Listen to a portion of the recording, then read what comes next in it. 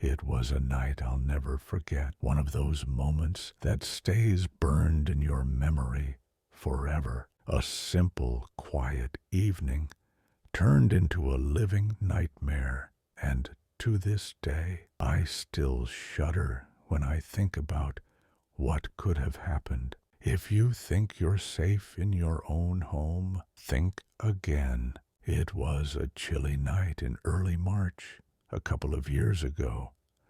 I had just gotten home from work, exhausted after a long shift that stretched way past midnight. The only thing on my mind was cracking open an ice-cold beer, sinking into the couch, and letting the weight of the day melt away. And that's exactly what I did. There's something about that first sip after a grueling day. It just hits differently. I didn't even bother turning on the TV at first.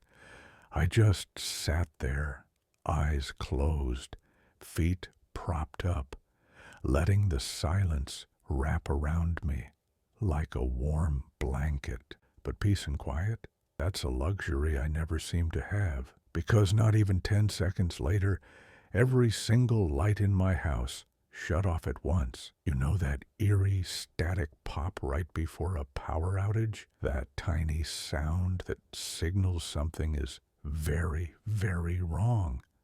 Yeah, I hate that noise. Our house had a habit of losing power every now and then. Annoying, but not unheard of. Still, something about this felt off.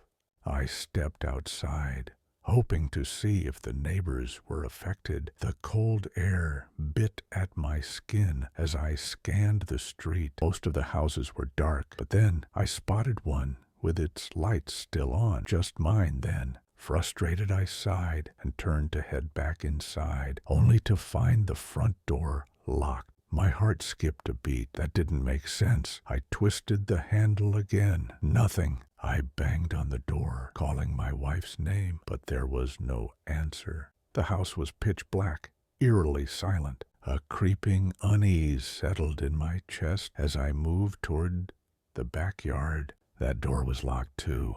Now, I was officially panicking.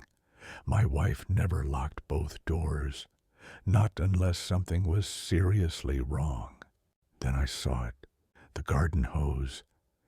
It had been neatly coiled just a few hours ago, but now it was sprawled across the grass right below the breaker box. My stomach dropped. Someone had cut the power. Without thinking, I sprinted to the nearest window and peered inside. My breath caught in my throat. 2 flashlights darted wildly through the darkness, moving fast. Someone, or more than one someone, was inside my house, and they were robbing us. Fury surged through me. The audacity to break into my home while I was right outside. My first instinct was to call the police, but as I patted my pockets, I realized with a sickening jolt I had left my phone on the couch.